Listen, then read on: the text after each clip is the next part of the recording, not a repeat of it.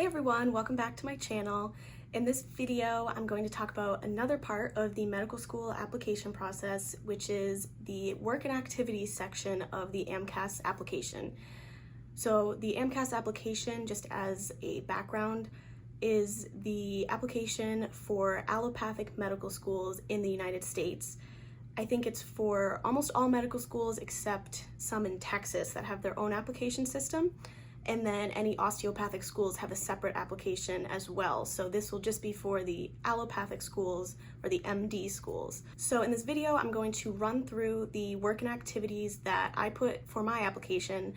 And I also want to just give an overall view for people who haven't seen the AMCAS application before, just so they can know what this section looks like and the information it requires, because it's really helpful to get started on this section ahead of time before the AMCAS application even opens to be filled out, which is what I did. I started it pretty early and I was really grateful that I got a head start on it. I also have some ideas for activities or experiences people could try out that are ones I did not do, but I've heard that other people have done them and they've enjoyed them, and it's been a great experience to get before medical school. And also right now, at the end of February, is the perfect time to start working on application things that you may not have started yet, because when it opens in May, you have about a month, maybe a little less than a month, and then you can submit it. And the general rule of thumb is that you want to submit the application as soon as you feel it's complete to the best of your ability and within a reasonable amount of time, because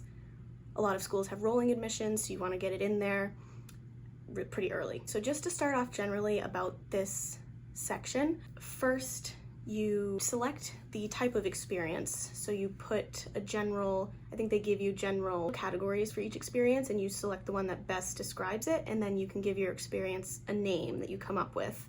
So for this first one, for example, it's a hobby that I have, and the experience, I named it blogging. They also ask for the organization name, and for this was a little bit tough because it's just a blog online, not necessarily with an organization, so I just put the name of the blog. And it asks for where you did this experience, so the city, the state, or the country. There's room for an experience description. So in this first description, you get 700 characters to describe each activity.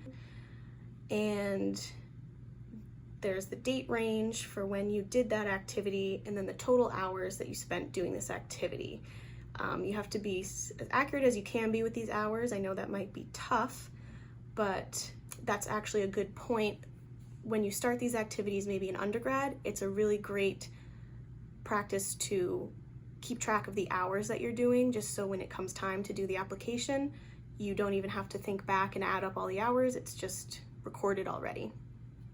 Then there's a spot for most meaningful experience. So you get to select 3 experiences that you deem your most meaningful experiences. And basically what that means is you just get an extra section to write about this experience, so more space to write about it. It gives you an extra 1,325 characters to further describe the experience. So that is the general outline of what each work and activity entry will look like. You can enter a maximum of 15 experiences for your work and activities. So I don't think you have to use all 15, but I do think it's smart to put as many things as you can that you think are worth including, because if you have very few activities, that may not look as good on your application. So that's my first experience, is blogging. I started blogging in January of 2021, and that's something that I feel can show my personality and my interests outside of medicine, which is important to include in your work and activities, because they want to get kind of a picture of who you are within your academic and your medical interests, but also aside from that, how you spend any free time, essentially. My next experience was working as a clinical research assistant, which is what I did for my 2 gap years before starting medical school. So this was one that I selected as one of my most meaningful experiences, because I was able to get a lot of patient interaction from this and also learn a lot of medical science. And I'm also potentially interested in continuing research in medical school and as a physician, so this was something I really wanted to highlight. And in that first experience description, I gave a general overview of just working as a clinical research assistant, and then in the most meaningful experience remarks, I added I think I put a little bit more of a specific story about one of the participants in our clinical research projects. And of course, if you include any information about like a patient or even just any person, you should not put any information, including their name. I changed the name, and you need to make sure you're not violating HIPAA in any way. So keep it very vague if you're going to use a specific patient, but you can talk generally about an experience like that. My next entry was about honors or awards that I got, which is something you should include if you have any type of like dean's list, or if you were part of any honor societies, any scholarships you received, or if you were in the honors program, anything like that. Graduated with honors, you can include that. For these types of entries, I forgot to mention this for blogging, but if it's something that's hard to put an hour amount on, like I wouldn't be able to add up hours for honors that I received. So you can put 0, and I think they get the idea that you wouldn't be able to put hours for that. And for dates, I just put my date of graduation because there's so many dates for these things. Next experience is a volunteer experience I had. So I volunteered online because it was hard to volunteer with COVID anywhere in person. So I volunteered to be a listener on a mental health counseling website. And this was a pretty unique thing, I thought, and I got asked about it in several interviews that I did.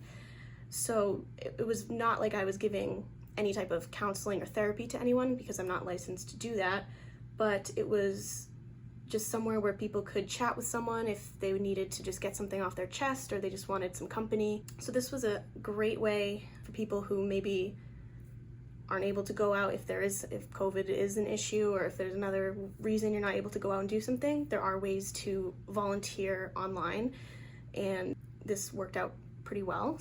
The next experience I have is working as an emergency department technician. So this was something that I first became certified as an EMT, and then I was able to apply to this job to work in the emergency room. And this was an excellent experience. I would highly recommend if anyone thinks that they would maybe want to become an EMT but not work on an ambulance exactly, or you could have done this, I think, as a CNA as well. So that's something to consider. You see a lot of stuff in the ER. You get to work with a ton of different patients, different age ranges, varying levels of acuity, and overall I just really loved the environment and loved how much I was able to learn, and this was something I could talk about a lot in interviews, and it just gave me a really great clinical experience that I had under my belt. So this I also made one of my most meaningful experiences, and after kind of more generally describing it in the experience description, I used a more specific event that happened while I was working there for the most meaningful experience remark. And a note about the experience descriptions: it's hard to know exactly how to go about these, because some places will tell you you cannot just describe the job, that's too boring, you need to come up with a story and make everything a little different and make it interesting. And that's definitely, to a point, that's true. You want to make it interesting and maybe come at it at a different angle than a lot of people would.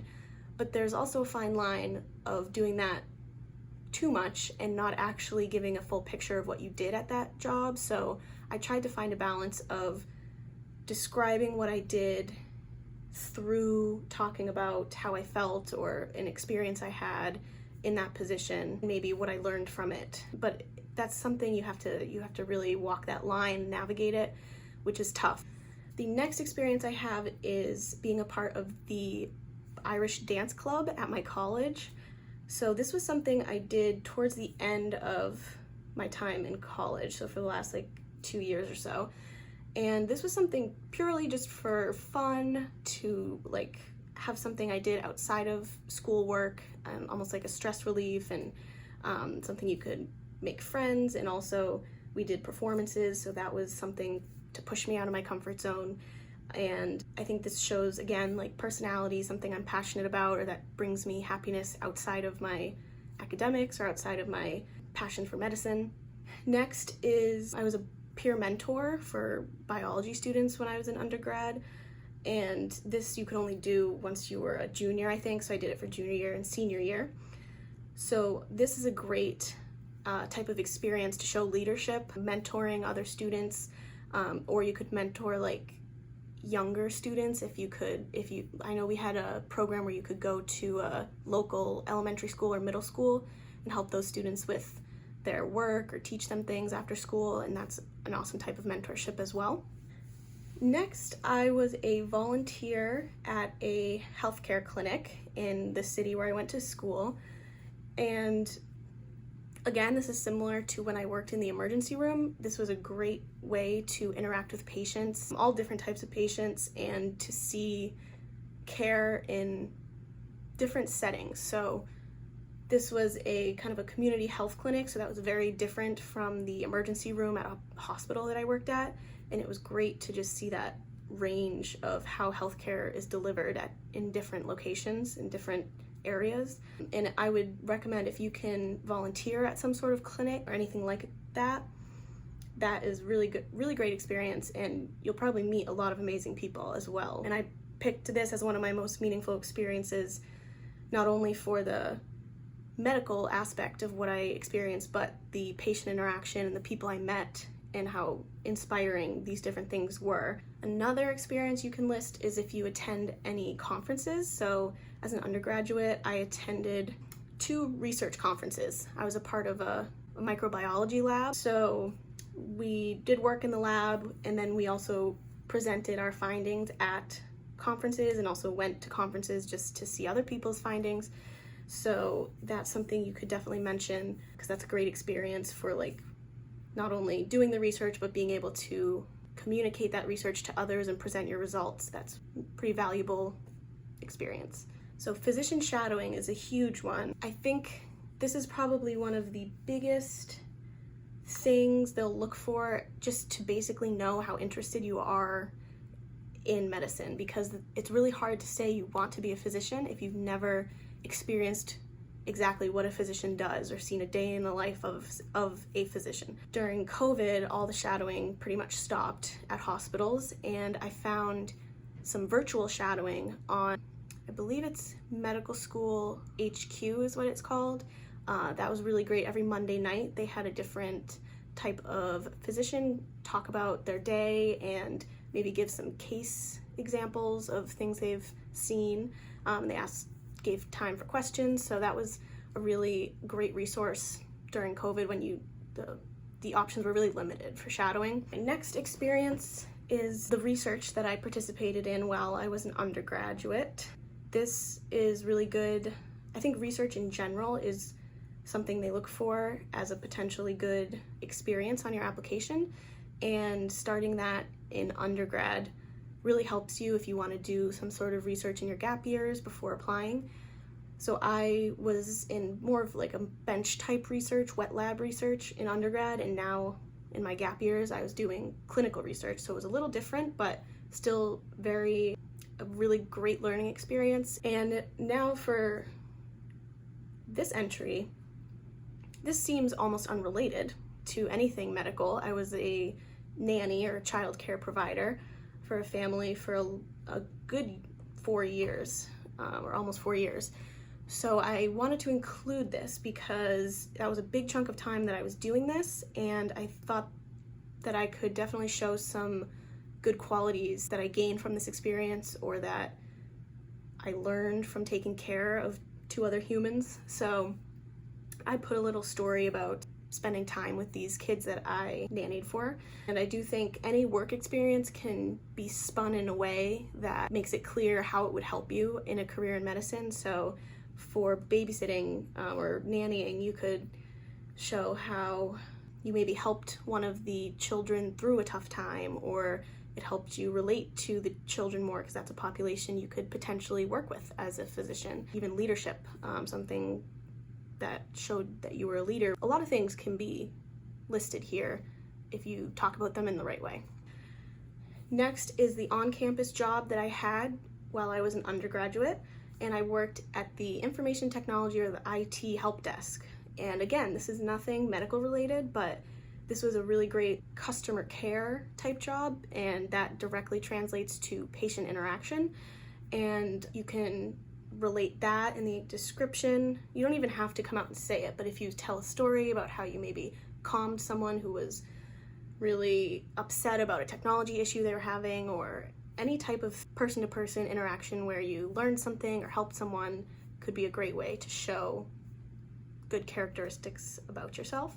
And lastly, I listed that I was a member of the student congress at the college that I attended, and this is a great one for like leadership, showing that you wanted to make a difference in your community. I was also part of a specific committee that focused on outreach and volunteering in the community, so I talked about that and helping people through those volunteer efforts. And as you can see, this one I wasn't a part of for super long. I was part of it for 1 year at school, but in general I would say you want to lean towards the activities that you stuck with and were with for a bit longer amounts of time. I think medical schools want to see that you can commit to something and see things through, and if you really are passionate about something. Along those same lines, I would say you want to make sure you're doing things not just because you're thinking of the application that you're going to be writing them on, but because it's something you're interested in and something you want to learn more about.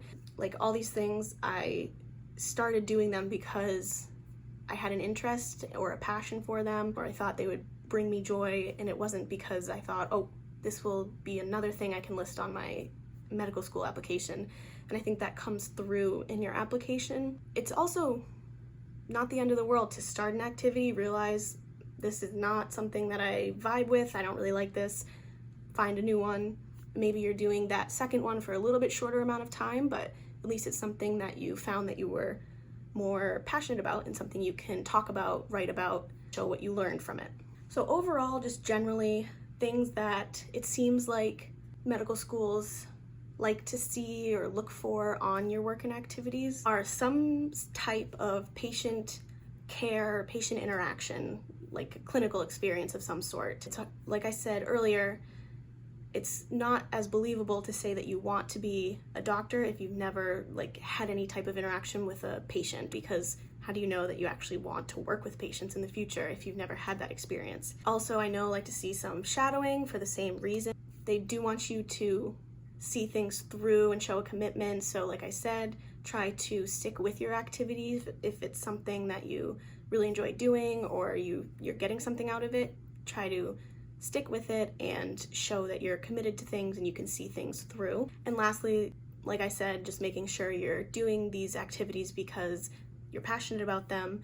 They're things that you want to do for yourself, not for any other reason, and things you have an interest in. And I think that will make it easier to stick with it and get meaningful experience out of it. All of those activities are things that I chose to do because I enjoyed them for one reason or another. I do have some other activities that I've heard other people have done and they've really gotten a lot out of it, and they've been able to list those things for their applications. So the first one is medical scribing. My sister actually was a scribe, and so I got to hear about her experience, but I know scribing gives you a great base of medical terminology, and you get to, if you scribe, for example, in the emergency room, you can see all of those cases in the emergency room and see how doctors interact with the patients, and it's a really great just overall getting to observe everything happening. You could also become a certified CNA, or like I did, an EMT, medical assistant. You can get certified as that and work as a medical assistant in a clinic, or maybe at a hospital. I believe they have them as well. That's great experience. You get direct patient care. You can see how clinics and hospitals function and get that interaction with people. In undergrad, I didn't do this, but it's really popular to be a TA or a teaching assistant for courses that you've finished. So anything like TAing or tutoring, that shows leadership, that shows that you really can master course material and then teach others. Any type of job, like it could be an on-campus job when you're in undergrad, or just a job at any point in time that has like customer interaction or customer service. Those jobs, you can definitely gain things from that you could talk about as far as working with people, solving problems, handling conflict, just any type of mentoring, coaching, volunteering. Those can show leadership, that you like to help others, that you like to interact with people, all qualities that you'll need as a medical student, as a physician. I also didn't list any publications because I had not been published by the time I applied to medical school, but you can list any publications that you have in the work and activities section. Any type of unique hobby or passion, or it doesn't have to be unique, but any hobby you have or something that you spend a lot of time doing, if there's a way that you can list it and kind of relate it to how it may help you in the future or skills that you've gained, I think that's always a good idea to list those to show your personality. But I would try not to do too many of those compared to like the clinical stuff. I think you want majority to be related, medical, very like patient care, clinical research experience, and then you can kind of sprinkle in the hobbies, or like I did the Irish step dancing, things like that, that are little interesting tidbits about yourself. So clearly I could talk about this stuff all day, but I think I'm gonna cut it off here. I hope there was some helpful information and ideas that you got from this video.